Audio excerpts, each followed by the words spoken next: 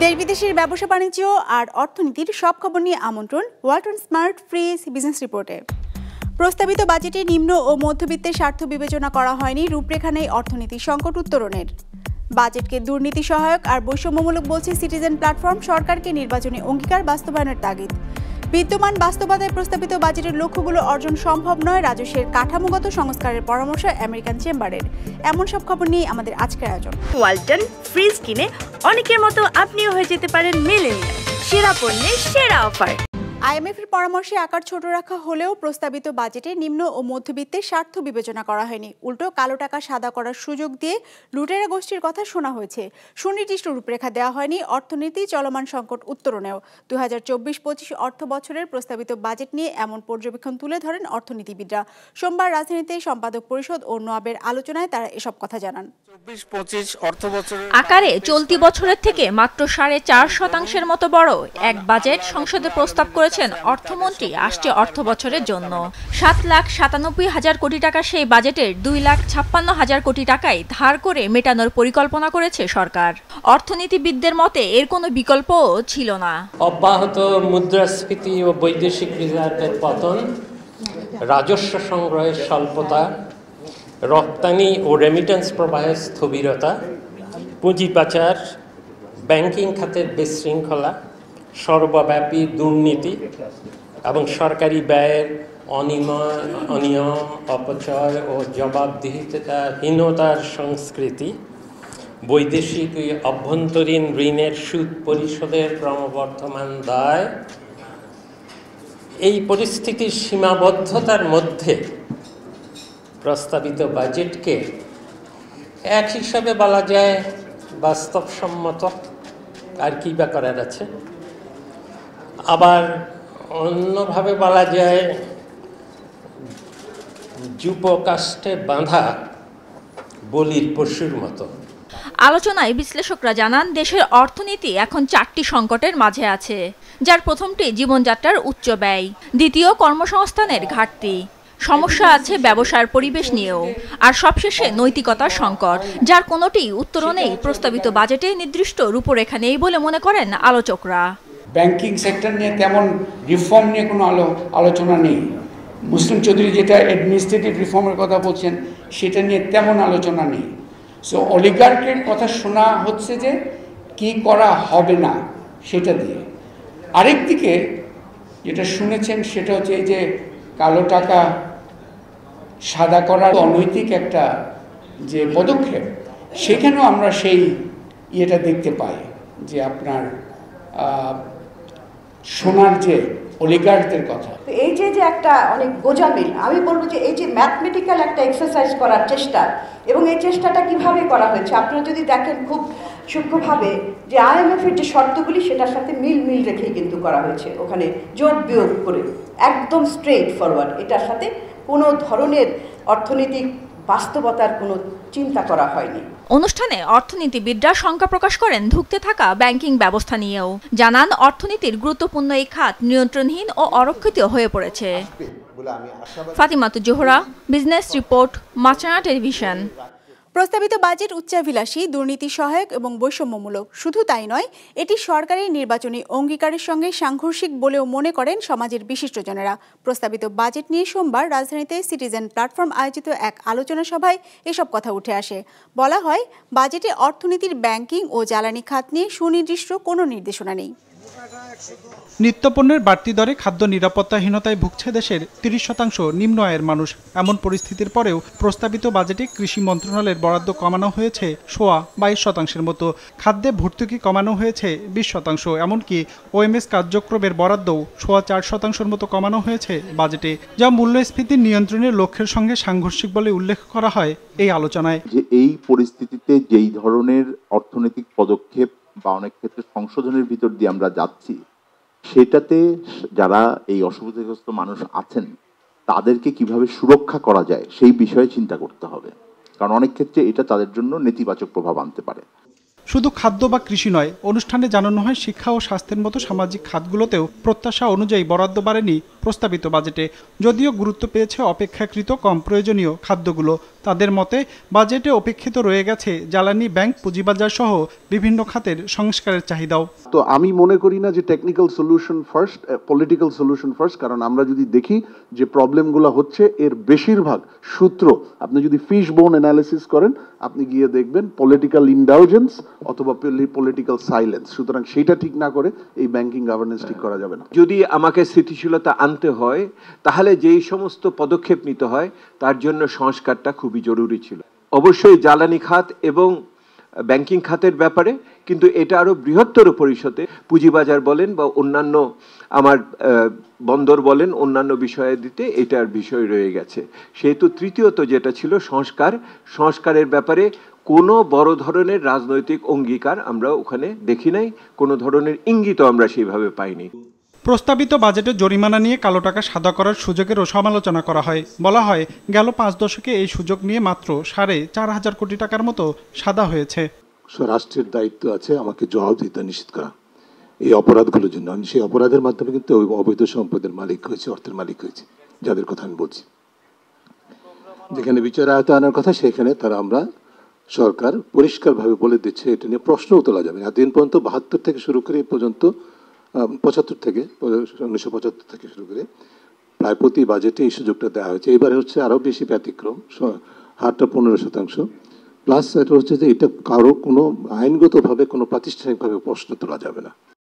এমন অবস্থায় সংসদে চূড়ান্ত অনুমোদনের আগে এমন অর্থনৈতিক নীতি থেকে সরে দাঁড়াতে সরকারের প্রতি আহ্বান জানানো হয় অনুষ্ঠানে। রঞ্জিবুল মিজান, বিজনেস রিপোর্ট, মাছরাঙা টেলিভিশন।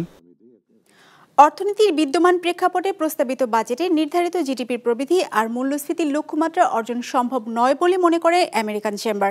তাদের আশঙ্কা বছর শেষে বেসরকারি বিনিয়োগের লক্ষ্যতেও পৌঁছানো কঠিন হবে। সোমবার রাজধানীতে সংবাদ সম্মেলন করে প্রস্তাবিত বাজেট নিয়ে এমন মতামত তুলে ধরে সংগঠনটি। এ সময় রাজস্ব আদায় বাড়াতে এ খাতে কাঠামোগত সংস্কারের পরামর্শ দেওয়া হয়।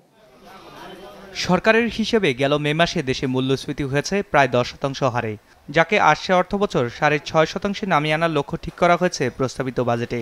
আর মোট দেশজ উৎপাদন বা জিডিপির প্রবৃদ্ধির লক্ষ্য ধরা হয়েছে 5.7%। তবে বর্তমান প্রেক্ষাপটে এমন লক্ষ্য অর্জন অসম্ভব বলে জানানো হয় এই আয়োজনে। Import is constrained, there is local currency instability, cost of business is high, supply chain disrupted. How can we get to a 6.75? How can of GDP growth? How can we go for an investment growth in this sort of scenario from a 23% of last year to 27% plus? All of the three, in my view, is very unrealistic given the current scenario. বাজেটোত্তর এই আলোচনায় শঙ্কা প্রকাশ করা হয় NBR এর মাধ্যমে 4,80,000 কোটি টাকা রাজস্ব আদায়ের লক্ষ্য অর্জন নিয়েও। বলা হয় কাঠামোগত পরিবর্তন ছাড়া রাজস্ব আদায়ের এমন বড় লক্ষ্য অর্জন সম্ভব নয়। We have the National Board of Revenue trying to collect revenue in the same manner that has been done for the last 50 years. We need a structural change in how revenue is determined, collected, how tax policy is made in this country. পলিসিকে আমরা খুব সুন্দর, আমরা খুব ভালো policy তৈরি করতে পারি যে কীভাবে আমরা রেভিনিউকে বাড়াবো, কীভাবে ট্যাক্স জিডিপি রেশিওকে একটা উন্নত পর্যায়ে নিয়ে যাব। কিন্তু আমাদের এই চিন্তার সাথে আমাদের ভাবনার, আমাদের কার্যকরণের কোনো সম্পর্ক নাই। কজ আর ইফেক্টের মধ্যে সমন্বয় নাই, না থাকাতেই এমনটি হচ্ছে আর কি। আলোচনায় বক্তারা বলেন, নতুন অর্থবছরের বার্ষিক উন্নয়ন কর্মসূচির বাস্তবায়নের গতি না বাড়ালে বৈদেশিক উৎস থেকে সরকার বাজেটে যে অর্থায়ন আশা করছে তা পূরণ হবে না। ফলে স্থানীয় ব্যাংক থেকে সরকারের ধারের পরিমাণ বাড়বে, যা চাপে ফেলবে বেসরকারি উদ্যোক্তাদের, বিশেষ করে ক্ষুদ্র ও কুটির শিল্প উদ্যোক্তাদের। When there will be more domestic borrowing or more domestic public sector borrowing, it will immediately translate into issuance of more government securities, where the 1-year G-Sec rate is currently 12%, is likely to go further.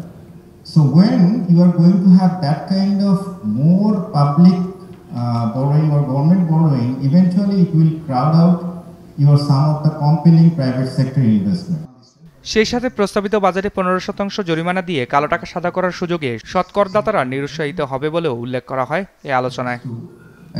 Raihan Sovan, business report, Maasranga television. Walton fridge কিনে অনেকের মতো আপনিও হয়ে যেতে পারেন millennial. সেরা পণ্যের সেরা অফার। প্রস্তাবিত বাজেটে নির্ধারিত জিডিপির প্রবৃদ্ধি ও মূল্যস্ফীতির লক্ষ্যমাত্রা উচ্চাভিলাষী হলেও কার্যকর পরিকল্পনার মাধ্যমে তা অর্জন করা সম্ভব বলে মনে করে বিদেশি বিনিয়োগকারীদের সংগঠন FICCI। সোমবার রাজধানীতে সংবাদ সম্মেলন করে এমন পর্যবেক্ষণ তুলে ধরেছে সংগঠনটি। এ সময় মোবাইল ফোনের কল চার্জ, কোমল পানীয় এবং পানি বিশুদ্ধকরণ যন্ত্রে বাড়তি শুল্ক ও কর আরোপ নিয়ে উদ্বেগ প্রকাশ করেছে সংগঠনটি। তাদের আশঙ্কা এর ফলে ব্যবসার মুনাফা যেমন কমিয়ে দেবে তেমনি বিদেশি বিনিয়োগকারীদের নিরুৎসাহিত করবে। একই সাথে বেসরকারি সরকারি কর্মীদের ব্যক্তিগত তহবিলের উপর কর হারের পার্থক্য সমাজে বৈষম্য সৃষ্টি করবে বলেও উল্লেখ করা হয় সংবাদ সম্মেলনে। আমাদের এটা কিন্তু কম্প্যারিজন আছে, যেটা স্নেহাশিসের কাজই কিন্তু ওই যে ভিয়েতনাম এবং ইন্ডিয়ার কম্প্যারিজন আছে, ওখানে কিন্তু ওই ফিকিরি রিসার্চের কাজে আমরা কিন্তু ওটা দেখিয়েছি যে কারণে, কারণ আপনি দিনের শেষে আমি যদি 25% ট্যাক্সও বলি কিন্তু আমার ইফেক্টিভ ট্যাক্সে 45 হয় এবং কোম্পানি কিন্তু গেটস ইম্প্যাক্টেড বাই দ্যাট, তাই না? কারণ আমার ডিভিডেন্ড, আমার শেয়ার হোল্ডার ভ্যালু ওটার বেসিসে করে, তখন কম্প্যারিজন হয় ভিয়েতনাম এবং এটার সাথে। সরকারি সর্বজনীন পেনশন স্কিমে 3 লাখ মানুষ যুক্ত হয়েছে। যাত্রা শুরুর 10 মাস পর এই মাইলফলক অর্জন করল জাতীয় পেনশন কর্তৃপক্ষ। সোমবার সংস্থাটির পক্ষ থেকে সংবাদ বিবৃতি দিয়ে এই তথ্য জানানো হয়েছে, যেখানে বলা হয় প্রাথমিকভাবে মোট 4টি স্কিমের মাধ্যমে এই কার্যক্রম শুরু হলেও পরবর্তীতে প্রত্যয় নামের আরও একটি স্কিম চালু করা হয়। প্রথমে 10 মাসের সমতায় স্কিমের আওতায় 2,24,164 জন পেনশন ব্যবস্থায় যুক্ত হয়েছে। প্রগতিতে যুক্ত হয়েছেন 21,294 জন। সুরক্ষায় স্কিমধারী সংখ্যা দাঁড়িয়েছে 56,991। আর বিদেশে কর্মরতদের জন্য চালু করা স্কিম প্রবাসে আছেন 799 জন। সব মিলে স্কিমধারীর সংখ্যা দাঁড়িয়েছে 3,03,176 জনে। জাতীয় পেনশন কর্তৃপক্ষ জানিয়েছে স্কিমে নিবন্ধন ও কিস্তি বাবদ এ পর্যন্ত 86,68,68,500 টাকা জমা হয়েছে, যার থেকে 62 কোটি টাকা বিনিয়োগ করা হয়েছে। চলতি বছরের তাপপ্রবাহে যশোরে কাঁঠালের ফলন বিপর্যয় হয়েছে। এতে স্থানীয় বাজারে কমেছে এর সরবরাহ। যশোর প্রতিনিধি রাহুল রায়ের পাঠানো তথ্য ছবিতে ডেস্ক রিপোর্ট। আবহাওয়া অনুকূলে থাকায় বিগত বছরগুলোতে জেলায় কাঁঠালের বাম্পার ফলন হয়েছিল, কিন্তু চলতি বছরের মার্চ থেকে মে মাস জুড়ে বিভিন্ন সময় টানা অতি তাপমাত্রায় গাছের অনেক কাঁঠালের মুচি নষ্ট হয়, বেড়ে যায় পোকার সংক্রমণ। এতে ফলন বিপর্যয় হওয়ায় লোকসান গুনছেন কৃষকরা। শুধু তাই নয়, ফলন কম হওয়ায় গ্রামে গ্রামে ঘুরেও পর্যাপ্ত কাঁঠাল পাচ্ছেন না ব্যবসায়ীরা, ফলে বেড়েছে দাম। কাঁঠালটা এমনই হতো কিন্তু গাছটা ভেঙে যেত, এত পরিমাণে কাঁঠাল ধরতো। কিন্তু এইবার তাপমাত্রা এমনই তাপমাত্রা হয়েছে, এই তাপমাত্রার কারণে আপনার কাঁঠালে যে ফুলকড়া আছে ফুলকড়া নষ্ট হয়ে গেছে, আর যে কটা কাঁঠাল ধরেছে তা একা বেঁকা হয়ে গেছে, কিন্তু কাঁঠালটা পুষ্ট হয়নি। কাঁঠাল তো এবার প্রথম দিকে বড় মানে যা হয়েছিল, পরে গরমের থেকে সেটা পুড়ে গেছে, ধরে ধরে পড়েছে, আর যা আছে বেঁকা তেড়া। এবার দাম বেশিতে কিনে আমরা বাইরে পাঠাইয়া টাকা পাচ্ছি না। জেলা কৃষি সম্প্রসারণ অধিদপ্তর জানিয়েছে দীর্ঘ তাপপ্রবাহের কারণে পরাগায়ন ব্যাহত হওয়ায় কাঁঠালের ফলন বিপর্যয় হয়েছে। কাঁঠালের যে সময় আসলে মুচি বলি আমরা, যেটা ফল আসে, সেই সময় তাপদাহ থাকার কারণে এদের পরাগায়নে কিছুটা বিঘ্নিত হয়েছে। আমরা গাছে বিভিন্ন ধরনের কাঁঠাল দেখতে পাই, কোনোটা সমান সুন্দরভাবে একটা ইউনিফর্মিটি একটা আছে, আবার কোনো কাঁঠালে দেখতে পাই জায়গায় উঁচু জায়গায় নিচু, এটার মেন কারণ হচ্ছে পরাগায়ন তার ঠিক মতো হয়নি। জেলার প্রায় 90,000 কৃষক কাঁঠাল চাষ করেন। হেক্টর প্রতি ফলন হয় 90 থেকে 110 টন, অথচ চলতি বছর তারা নেমে এসেছে 50 থেকে 60 টনে। নাদিয়া আফরিন, বিজনেস রিপোর্ট, মাছরাঙা টেলিভিশন।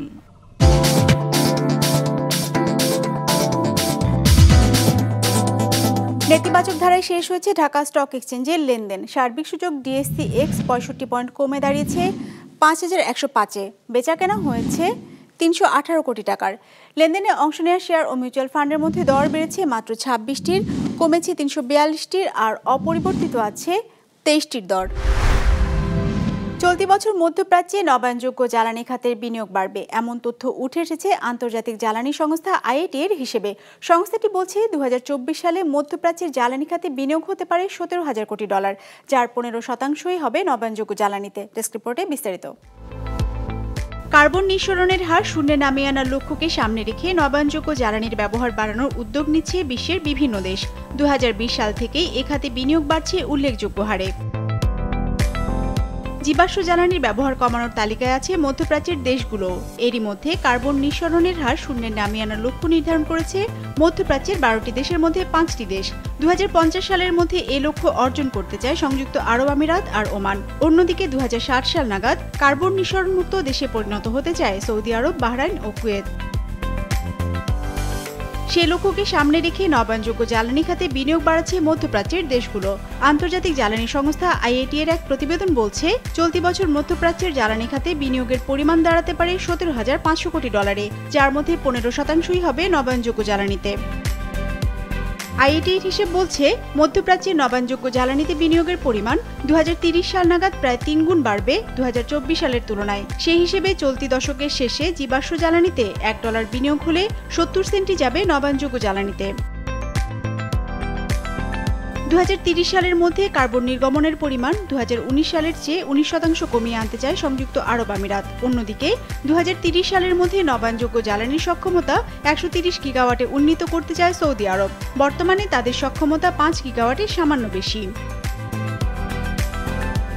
বিশ্লেষকরা বলছেন, নবায়নযোগ্য জ্বালানি বিশেষ করে সৌরশক্তিতে বিনিয়োগ বাড়ানোর বড় সুযোগ আছে মধ্যপ্রাচ্যের সামনে। এই সুযোগ কাজে লাগাতে পারলে এবং গৃহীত পদক্ষেপ বাস্তবায়ন করতে পারলে মধ্যপ্রাচ্যে জ্বালানি খাতে তেল ও গ্যাস নির্ভরতা অনেকটাই কমে আসবে। IATA এর প্রতিবেদন বলছে, 2024 সালে বিশ্বব্যাপী জ্বালানি খাতে বিনিয়োগের পরিমাণ প্রথমবারের মতো $3 লাখ কোটি ছাড়িয়ে যাবে। এর মধ্যে $2 লাখ কোটি ব্যয় হবে নবায়নযোগ্য জ্বালানির প্রযুক্তি ও অবকাঠামো নির্মাণে। বিজনেস রিপোর্ট, মাছরাঙা টেলিভিশন। দর্শক, আমাদের যে কোনো পর্ব নিজেদের সুবিধাজনক সময় দেখতে সাবস্ক্রাইব করুন বিজনেস রিপোর্টের অফিসিয়াল ইউটিউব চ্যানেল। ফেসবুক পেজে লাইক দিয়ে আপডেট থাকুন ব্যবসা বাণিজ্যের আলোচিত সব ঘটনা সম্পর্কে। আর আপনাদের মতামত জানান কমেন্টস অথবা ইনবক্সে। আজ এটুকুই, বিদায় নিচ্ছি, ভালো থাকবেন।